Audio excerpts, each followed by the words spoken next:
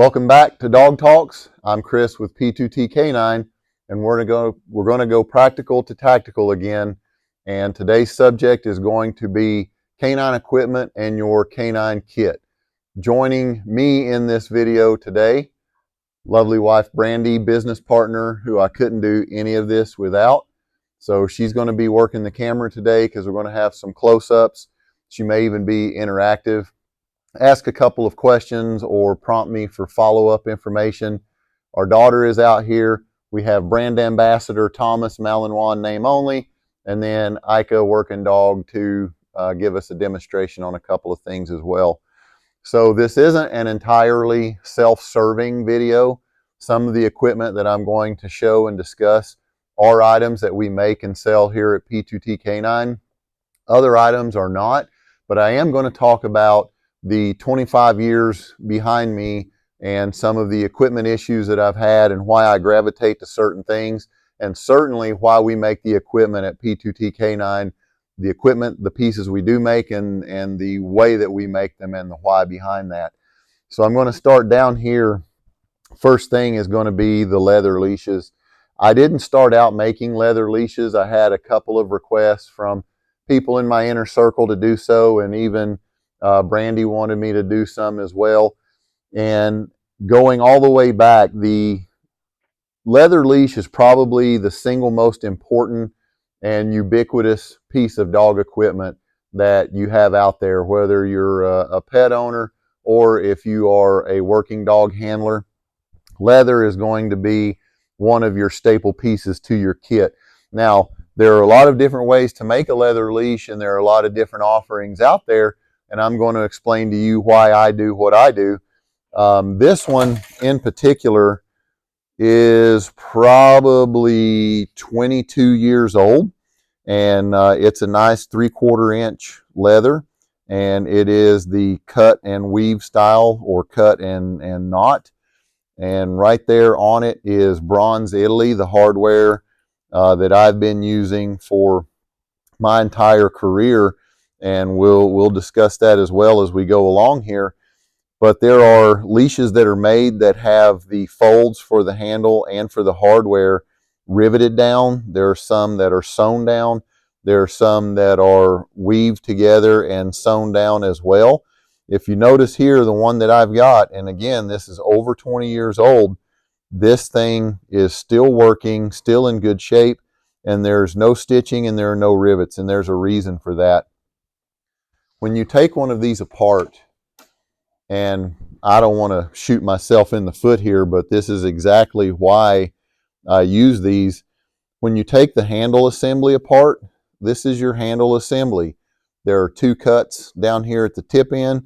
Then you have a cut further down here where the handle makes the loop. And you weave these pieces back together, and you come out with a finished piece exactly like this. Now, why do I prefer that to stitched or riveted? And why is this advantageous? Most particularly if you're talking about a working dog program that deploys overseas, or if you work or live somewhere way out in a remote state and you have working dogs or pets around your place, and running down to the Tractor Supply or the local pet store is not an option.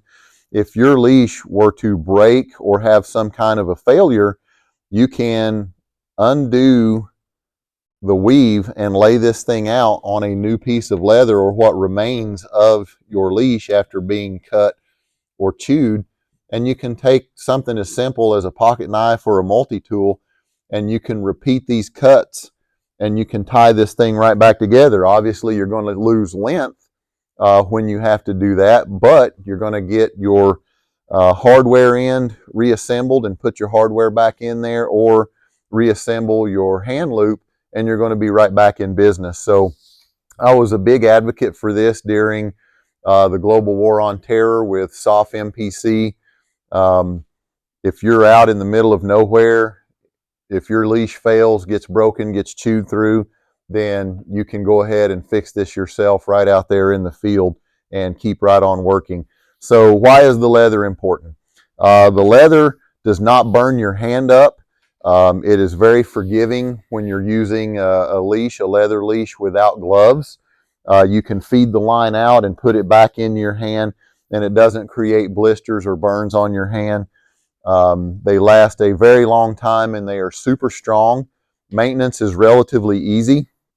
If you're using this on a daily basis, just the oils from your hand will normally keep this thing conditioned.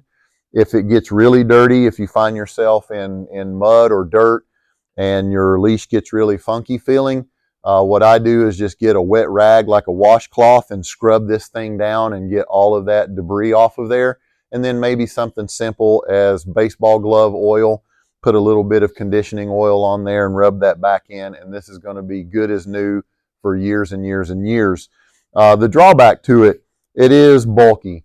So the 6-footer certainly has an amount of bulk to it because of the leather, and there are some programs that track with 15 and 30-foot leathers.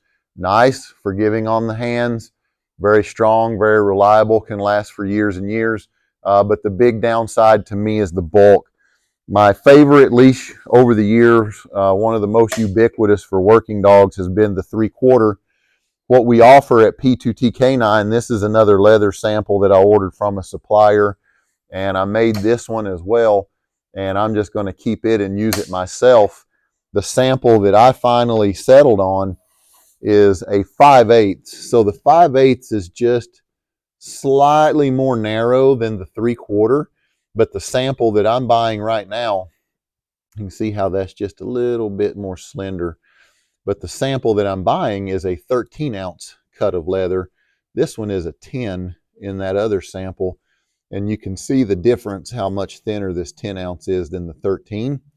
So when you narrow the width, but add that heavier thickness to the material, I really like this. And that's the one that we selected to be the offering on the website, that I will absolutely make you one of these in 6-foot and send it out to you. But this is a really nice piece of premium rain leather, and I like the balance between a little bit narrower of a leash but that heavier cut of leather. Always, always, always make sure that you are getting bronze hardware in your leashes, no matter what they are.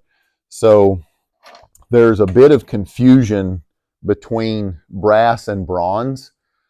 They are not the same thing. Just because you go to the store or you look on a website and you see a piece of gold or yellow looking hardware, there's brass and there's bronze.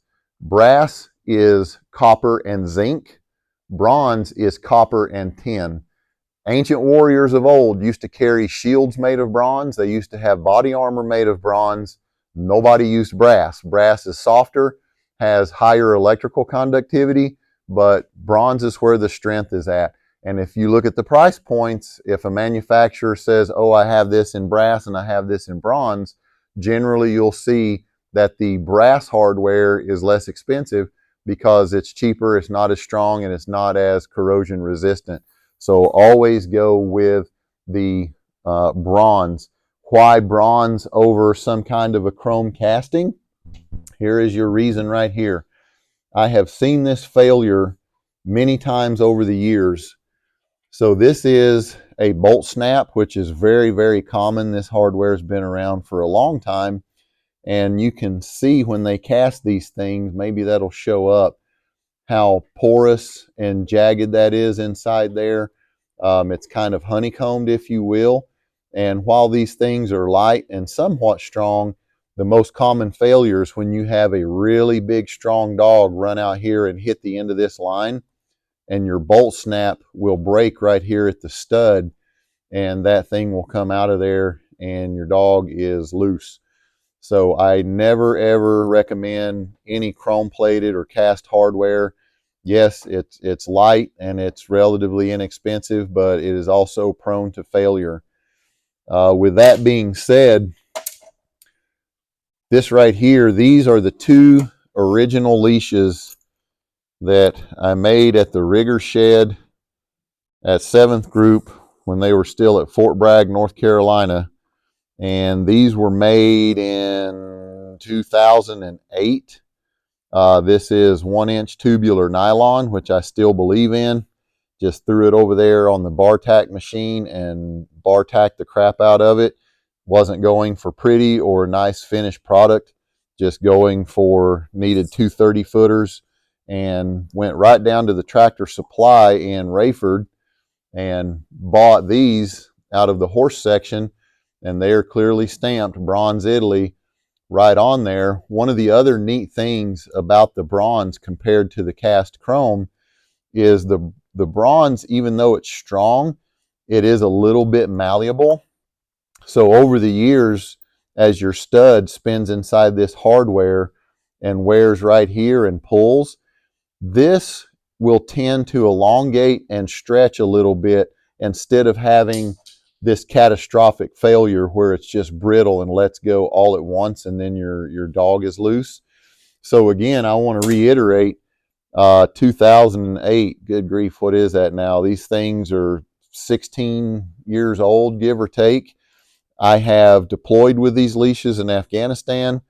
I have loaned them out to other people. I have run tons of advanced courses, and these have been just the long line on the station for lifting and lowering, all kinds of things that require a long line.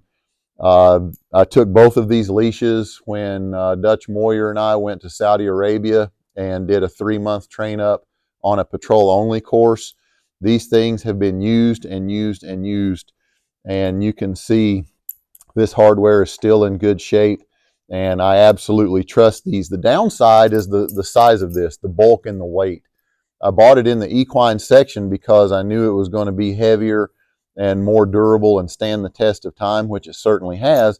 But when you start talking about putting this on a collar for a dog, you add this to any potential weight of the hardware on the collar, and this thing can walk down in front of them. It can, when you're doing tracking or other exercises, it can walk its way down to the front of the dog's neck and become an irritant or distraction, hitting their front foreleg as they walk along.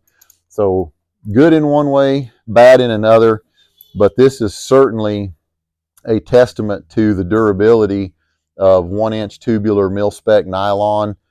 These things have been pulled through buildings, around furniture, corners, over the edges of bridge railings, protective edge railings on multi-use towers.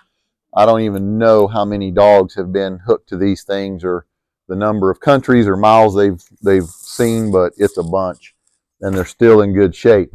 So moving forward in time, here's commercial examples of these leashes. One thing I want to touch on is the tubular, and that is important because we were talking about how the material interacts with your hand as far as a leather leash goes. There's a difference between tubular nylon and flat nylon. And again, when you're shopping vendors and you're looking at kit and equipment, you're going to see a price difference between flat nylon strap and tubular. So not talking down to anybody out there, but not everybody has spent as much time in dogs yet. What's tubular versus web strap or strap nylon? Well, tubular is exactly what it sounds like. This is a sample of 1-inch mil-spec tubular, and you can roll it between your fingers and feel that void space pop up. And if it's not sewn or finished in, there's an actual tube. They ring spin this nylon and create a flat piece, but the flat piece has 2 sides and it's hollow in the middle. The big advantage to that, one of them is going to be strength. Your mil-spec tubular nylon is rated to a minimum breaking strength of 4,000 pounds, which is plenty. I would even trust tubular nylon to self-rescue or lower me down if I had to take some kind of extreme measures like that in a tactical situation. This is a sample of my collar material, and this is just flat web strap. Obviously, that's way bigger than you'd find on a long line, but it makes it a little bit easier to see about how this is just one run of material, and it doesn't have that void space in the middle. There is a huge difference, though, when you start using that in practical terms. So right here are 2 commercially available tracking lines. This one is the flat web strap. It does not have that void space in the middle. This one is made out of tubular, and you can feel it in your fingers, and as you begin to roll it, you can make those two sides separate, and that's how you know that this is tubular in there. The tubular nylon dissipates heat a whole lot better. I normally am wearing a light skin, high tactile feel glove that I can shoot with when I'm working dogs in a working dog environment, so that I can handle long lines without getting any kind of burn or irritation, or trying to slow down how fast I would feed line to a dog in a certain situation, because I'm trying to protect my hand rather than just letting line feed at the pace that the dog would use it, or that I could let it out. So tubular nylon does a better job dissipating that heat and protecting your hand and or your gloves more so than this flat material. So even if you're not buying P2T Canine equipment, if you're shopping other vendors, make sure that you're buying tubular nylon. It's going to be stronger and easier on the hands. So as time went by and we started looking at the equipment that we were going to build for our business, I wanted to improve on the normal 30-foot line. So one of the ways that I chose to do that, I use climbing rated hardware for the releasable, and then I also use it on this standard 30-foot long line, which we called the enhanced long line, because of this feature with the hardware. I put on the climbing rated hardware, and then I also do this signature reinforcement fold down here on the end, where now I effectively have 4 layers of nylon between the hardware and down here where we close that with a nice pretty box stitch. Reason being, your other big failure with bolt snaps that I have seen happen over the years, even if you don't have a catastrophic failure back here at the stud, over time when you open and close the gate on the bolt snap, this channel can begin to wear, and this can start to lean forward. It's really obvious in this chrome example when you start seeing that gate right there start to have forward give.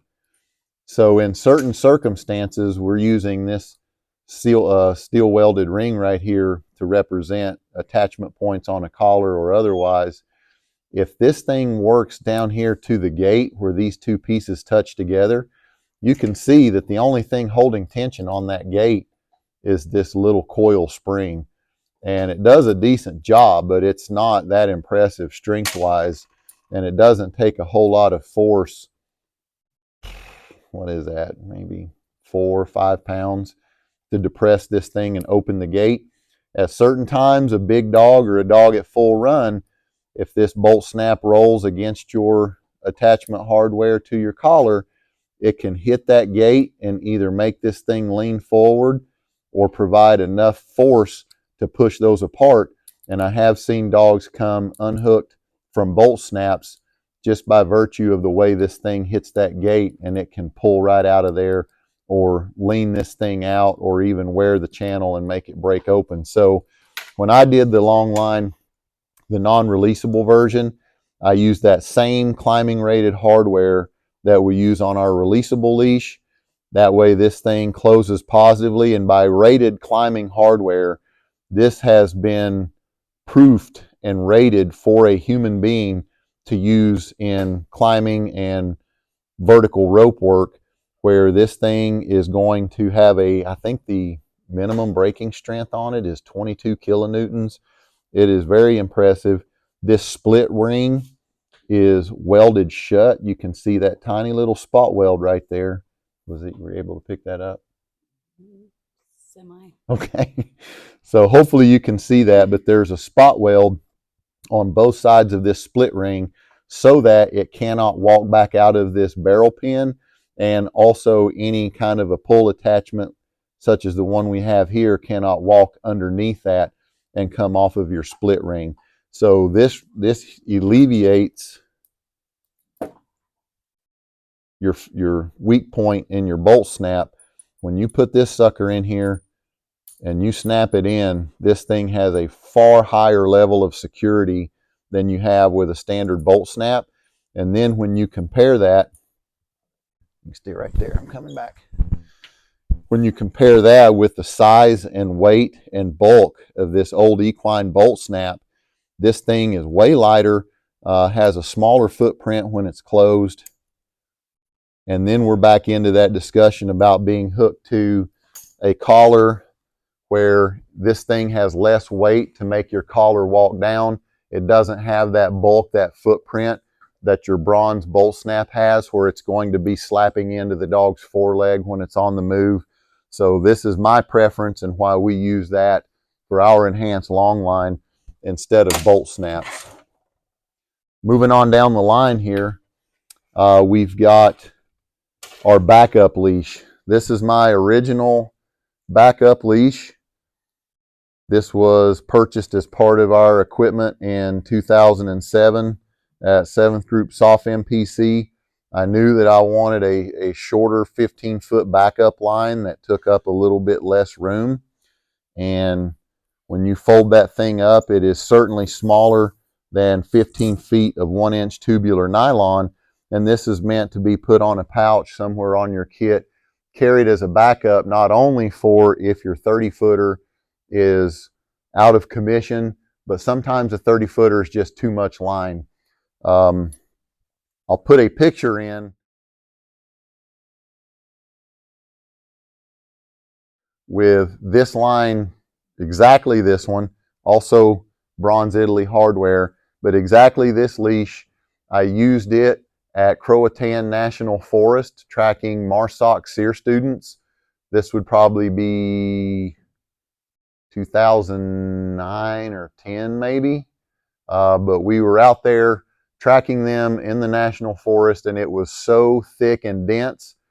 I went for miles on knees and elbows on this 15-foot leash because you could get a break in the density of the cover and the foliage by getting down on the ground level with the dog and going behind them. And 15 feet was all the line that I could use in there. 30 would have been too much to manage. I would have had to manage slack while I was crawling. And if I let him out to 30, it just would have been a mad tangle. So I had to have a 15, and I used exactly this one. This is a solid web strap, and it's a little bit fatter. It's kind of got a thickness to it similar to this 13-ounce strip of leather. The thicknesses are very similar. They probably made this one thicker so it wasn't like a web strap single layer where it would burn your hands up. That's one of the reasons that I took this and used it at the time, was because it is thicker and it didn't burn my hands up, but it was also smaller and shorter just for situations like the one I was talking about. Moving forward in time to the P2T Canine era, let me know in the comments or on Instagram.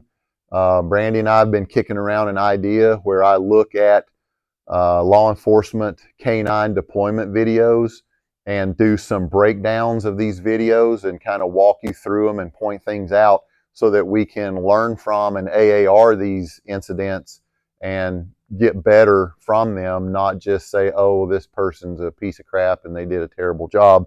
But one of the things I notice on these videos, officers bailing out in the heat of the moment and not having a line that they can track with or a leash at all. You jump out and the guy's real close to you on a vehicle pursuit, and you think, oh, this dude's in the bag, I'm going to hit my door popper, we're going to jump out and wham bam. Maybe they cross lanes of traffic, maybe the dog's line of sight is blocked, things don't go according to plan. Now this officer is either backtracking to their vehicle to get a leash or a longer line, or they're trying to make do and are tactically handicapped because they're trying to hold and restrain the dog without a proper line. With that being said, that launched my initial line of pocket leashes. We started out with a 6-footer. This is 1/2-inch mil-spec tubular nylon. I got a piece right back here on the bench. It's really nice. It's small, very light, not bulky. The problem is 1/2-inch tubular with nothing inside of it. This stuff can cinch down and make one dilly of a knot in short order. So this is not something that just straight 1/2-inch tubular that you could reliably make a 6 or a 15 or longer foot leash and be able to yank it out of a pocket or a pouch and not have it create problems by knotting on itself. So what I did was take 550 paracord and pull paracord through the middle of this. Adds the strength, gives it a little bit more bulk in the hand where you can get a grip, a purchase on it. And it also gives it a little bit of body where those knots, if you do get a knot in there, you can see how that doesn't close down as tight or as quickly as it does if it's just a 1/2 inch all by itself. That way, if you do get a knot in it, it's easier to clear. It's not going to just cinch down and become something that you can't get out of the line later or even on the fly. And today I'm wearing the Crye Precision Combat Pants. These are pretty ubiquitous now, and there are a lot of other manufacturers in the space that are making pants that are similar to this. Point being, this 6-footer can go right here into this front leg pocket, and it doesn't even take up the entire pocket. This could probably go in a large rubber glove pouch for law enforcement, maybe even a small med pouch kit, but this thing is super small. You can get it somewhere on your kit. This is the 6 and this is the 15. And again, we're using our Bronze Italy hardware in here for maximum strength and longevity. This 15, let's see how that even looks in this pocket.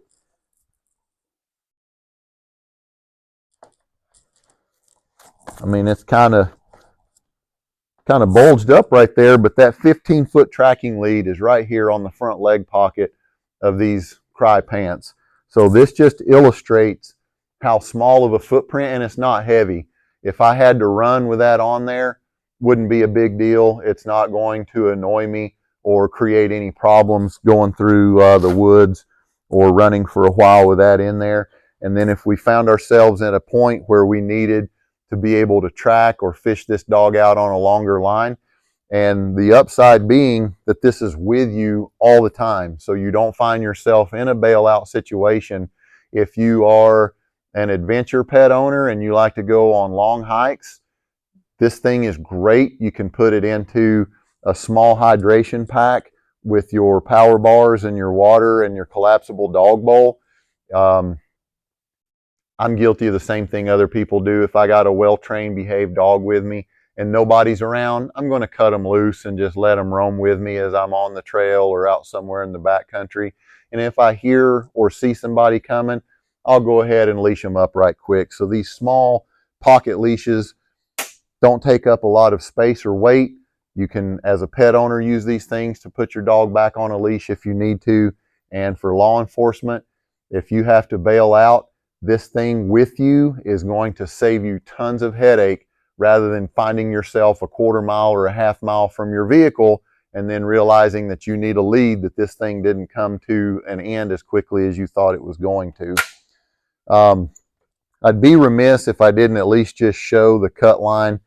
This one is a 6-footer, and this is really the product that brought this company to fruition. This is something that Chaotic Canine and I have been, really it was his idea. He thought of this way back when 7th Group was at Fort Bragg, North Carolina, and started playing with some hardware from the dog sled racing community. And both of us talked about it and messed with it a little, but never did anything with it for years and years. And this is the fruition of all of that talk and discussion. And we make these from 6 all the way out to 30. And this is a leash that you can release from the user end. Right here is the workbench. I use this bungee in order to create a little bit of tension to simulate a dog pulling on this. And on the website, when I talk about every one of these leashes is bench tested after I make it, we do 5 pulls, 5 releases on this jig right here, just to make sure that the tension is right and that the release line is right. You can just look at the release right there, and I'll do a quick demo on this 6-footer. So if you're out there and the dog's going along and you want to release that dog without reeling it back in, just by pulling the handle you can release that dog and let them go off leash. Very, very handy. Very proud of this product. Again, something that me and a good friend of mine and professional associate had been talking about for a long time. We make these from 6 all the way out to 30, if that's something you think that would interest or benefit you. Before I move on from the leashes into the collars, I can already hear it in the comment section. What about biothane? If you like biothane and you think biothane is useful, you and I just see the world differently. Biothane is not a product that I like or want to work with. What's your vote? Vote no. Vote no. We got another no vote. Who, by the way, behind the camera is Lackland handler, trainer, Soups course, program handler, program trainer, and program kennel master for the Air Force, as well as service dog trainer and pet dog trainer and e-collar trainer. So she has an impressive resume all to her own, who also just gave a no vote. Biothane, it is as bulky as leather. It is not, whatever the manufacturer says, it is not as user-friendly to the hand as leather. It is probably as heavy as leather. It will not fold down as small or as light as anything nylon. And also, even though the manufacturer touts, oh, this doesn't have any kind of grip problems when it's wet or contaminated any other way, they're full of crap. Biothane, when it is wet, is slick. It's slicker than leather, and especially when it gets mud on there, and I'm going to tell you the why. I don't just take a dump on things without explaining the background to it. Leather, because it is leather, obviously can absorb oil. It can absorb water. If you get mud on leather with just a few passes of the hand, it's going to start working in with your hand, and the leather is going to absorb and dry that mud or that water a whole lot faster. Biothane, being a non-absorbent synthetic, that water stays on top of it. That mud stays on top of it until it dries out. This leather will absorb it. If it does absorb it and you get your leather dirty, that's when we go back to what I talked about earlier. Get you a wet wash rag, maybe some mild soap, scrub this thing down, and then replenish the oil once you lift the dirt from it, and you're right back in business. The biothane is not going to be corrupted by the dirt and the water, but it is certainly not going to dry as quickly in the field, and it has absolutely got grip problems when it gets wet or gets mud on it, and it is not as good as leather even. So I would either do leather or go nylon, which I do, but biothane. Moving on. Got this toy pouch right here. For years and years, and this isn't even a toy pouch, by the way. For years and years, mentors and other people that I learned canine from were anti-toy pouches. Oh, that's dumb. You don't need that. As time has gone by, this one is actually just a small add-on nail pouch to a tool kit. You can see where your little nail sets or other tools would go when you're using this thing.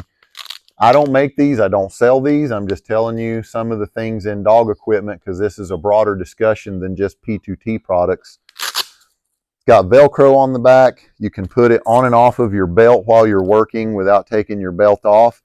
The reason I like this compared to military dump pouches or things like that is the more limited size. When you look in here, I have 2 Kongs in here, and I lay them in opposite fashion so that they make a nice compact footprint. And then I don't have this huge cavernous dump pouch where I find myself reaching into this giant garbage bag of tactical goodness on my hip and chasing around a toy or trying to fish it out. With this little bitty nail pouch, I've got 2 of them right there, and one's right up on top, and if I'm doing 2 toy or toy exchanges, I can find that other one super easy.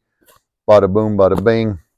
These things are great, and when I'm doing exactly what I described, steal, off. You're becoming too much of a nuisance. I know I got Kongs, and you know I got Kongs, but let's just put a pin in that. But if I'm doing basic obedience, e-collar conditioning, 2 toy exchanges. This thing is absolute money, and there's nothing wrong with wearing one. I've been doing it for years now, and I haven't seen any degradation in the performance of dogs. It doesn't have one of the things that I do agree with when people said, oh, don't use anything Velcro pockets or Velcro pouches, where now that becomes this marker, this notice to the dog that you're getting ready to pay. I agree with that. So this one has a nice sewn edge around the top. It stays open, holds its shape, and I can reach in there and put these in and out without making any of that sound that would cue the dog that the reward is coming. So definitely something that I use definitely on a weekly basis, sometimes on a daily basis, depending on what I'm doing. Moving down the line, let's talk collars. So leather collars, ubiquitous, been around. I started on leather collars. There's certainly an application for the leather collar. Good things about the leather collar: very durable, very strong, last a super long time. They come in pretty much almost every width under the sun. They can be down to 1-inch collars and then all the way out to 2-inch collars and beyond.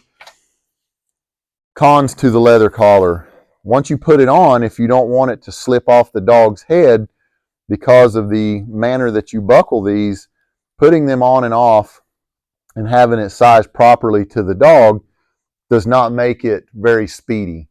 So it's something that you put on, you size to the dog, and then you leave it on there for a while.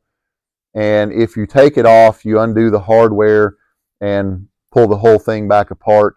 You can set your, it's like some of the old school tracking training where you have it preset, where it will just slip over the dog's head and you're starting to do your ritual. You have your sit or your down and you slip the tracking collar over the dog's head, and then you go, and at the end of the track you're taking it back off. That's great and it works good for that purpose, but if you really needed any kind of retention or security with that, having it where it slips freely on and off over the head, not very useful. What's the big piece for the leather collar? The wider it is, the more it dissipates the load on the neck for the dog, the more it maintains the airway. These 2-inch and collars of this nature are normally referred to as an agitation collar, and the reason that is because they are so wide that they dissipate that load on the dog's neck, spread it out on a larger footprint where the dog is not losing its airway, where you can tease that dog out to the end of a line and do some apprehension exercises with it and spread that load out on the dog's neck so that it's not choking out on the airway or causing any damage to the dog.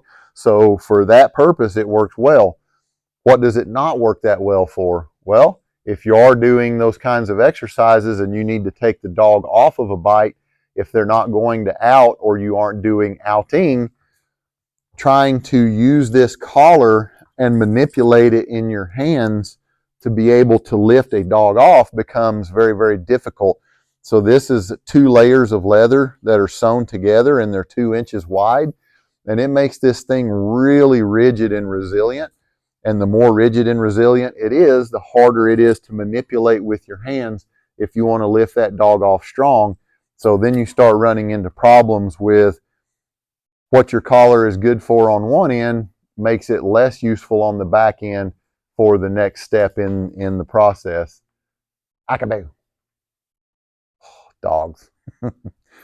So with that being said, another detractor that I find is, again, we're talking about having it properly sized to the dog where it doesn't just fall off their head. And then I started using this Ray Allen Signature Canine product, and a lot of people do. And one of the benefits to that is you can size this down where it doesn't slip off the dog's head easily. But because of this hardware, the Cobra buckle, this thing is really secure. This is rated hardware. This can be found on industrial safety rigs, on jump rigs for free fall. Rated hardware, very reliable, very strong. Also very heavy. This is machined aluminum.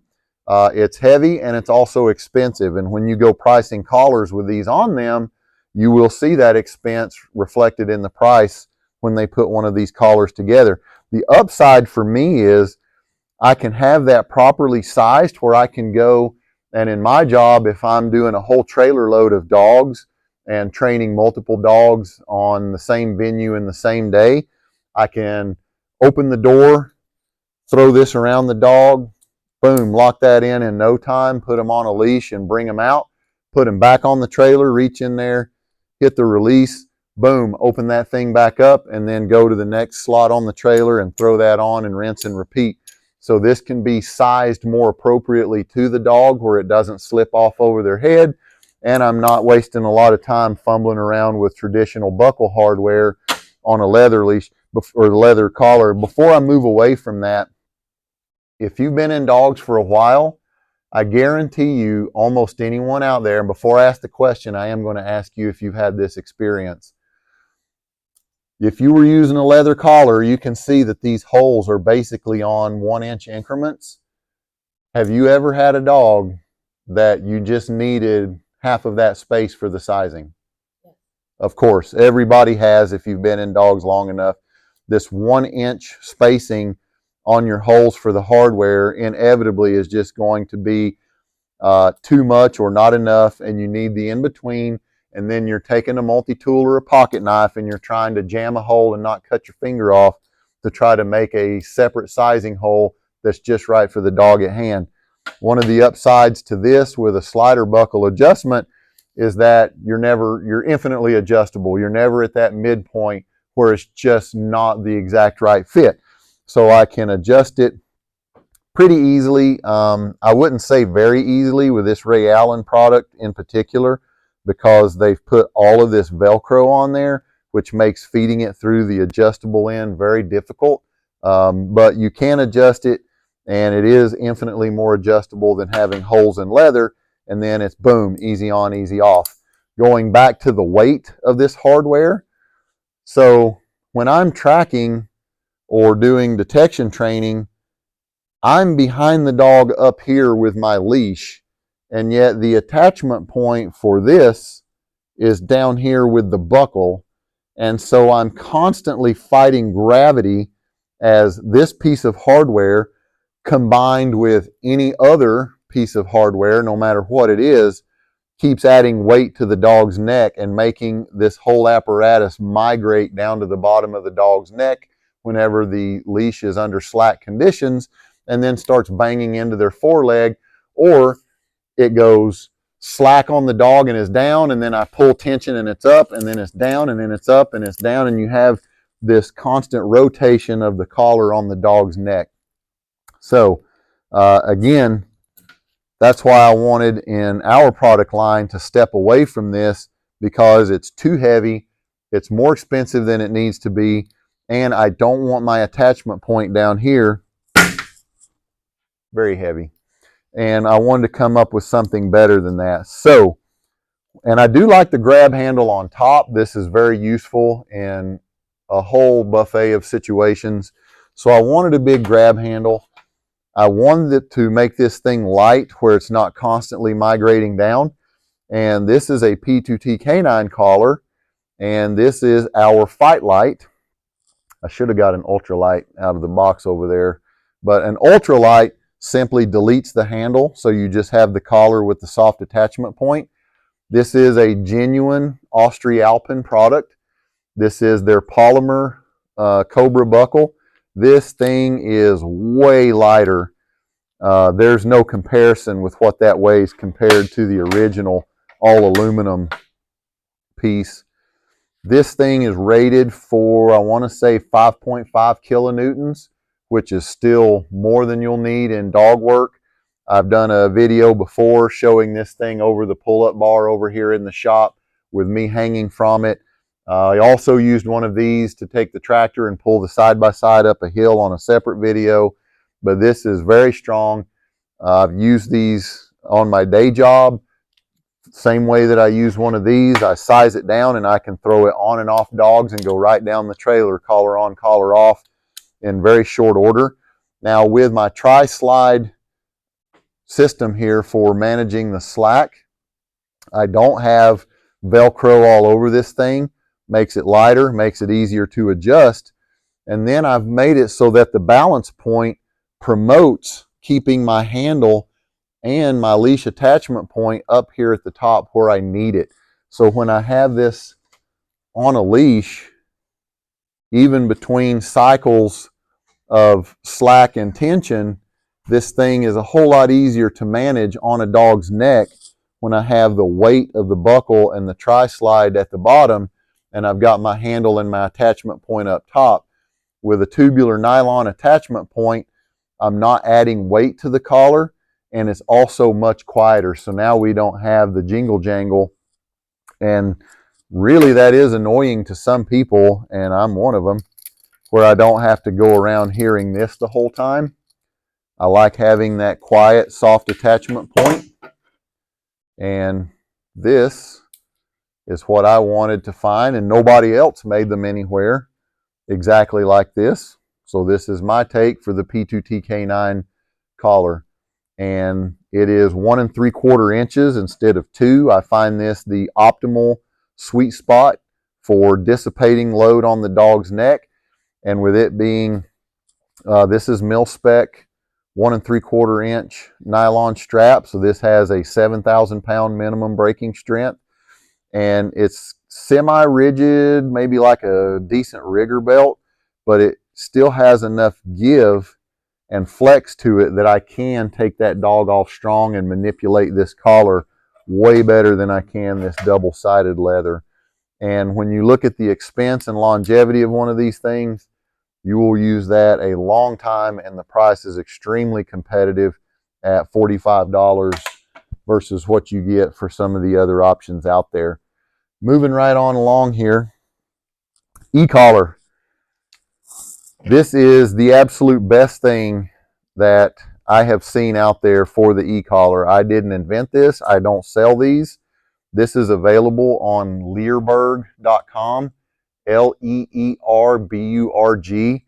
I think this kit with your stud set and this piece of Biothane collar material, I think that is $22 or $24. This thing is money. Over the last 25 years that I've gone along, this is probably one of the sharpest innovations that I have seen, and is great for the e-collar, especially if you're in a more intense working dog environment. What is the upside to this? You don't have the traditional Biothane collar hardware that you have on a leather leash, so fitting this is really quick. You throw it over the dog's head and you pull that slider, and it tensions down on this piece of bungee. Now the bungee allows you to have a nice snug fit so that your electrodes are making contact, but when you're really working that dog, that bungee allows the neck to flex inside of that collar, and it keeps your electrodes snug. But then when the dog is really, really gassed and breathing deep and the neck's expanding, this thing allows that to give a little bit with the expanding of the dog's neck when they really need that extra air. Do what? So with that being said, I highly recommend this. Go over to Leerburg, check them out. They have 2 different versions of it. I've got both of them. The other version, if you just want to whack the Biothane off of your original collar from the manufacturer, this one's a Dogtra. Tons of them out there, but put that kit on there. This is really, really neat. Moving on down here, we have over the years, before the cutaways really got in fashion, people were using all kinds of commercially available bungees with hardware on them. One of the things that we make here is called the Belt Buddy, which is just an attachment host that goes around your belt. It's a very simple product. You put it behind your belt and you just fold this material around, and it just girth hitches to the belt. And now any kind of hardware that you want, even just a standard D-ring, if you want to put a bungee or even a non-bungee leash on there, you've got an attachment host that you can put on your belt, and hook any kind of hardware to it to work with your dog that you want to. Just a simple solution to a simple problem. Where that really led us to was with the releasable hip lanyard.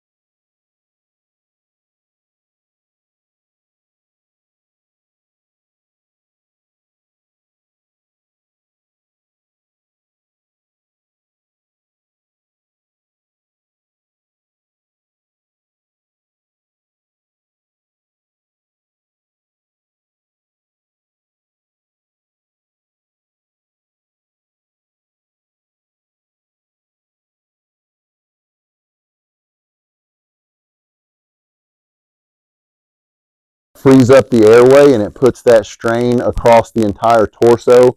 The vest isn't for obedience, but as far as the lifting and the lowering, oh, sweet girl. The lifting and the lowering, it can't be beat. As far as being able to take your patrol dog and get them up into an attic space or some kind of an overhead compartment, that vest is absolutely money. And if you can get one into your budget, it should fit multiple dogs for years and years to come. They're repairable. If something were to happen, you can find a sew shop, or even if you got a buddy like me, hey, can I send you this? This strap needs fixed. This nylon needs replaced. You can fix it and maintain it. So that's what I got for you. Anything else you want to hear discussed or covered, throw it in the comments. Hit me up on Instagram at P2TK9. Love to hear from you. Thank you for watching. And as always,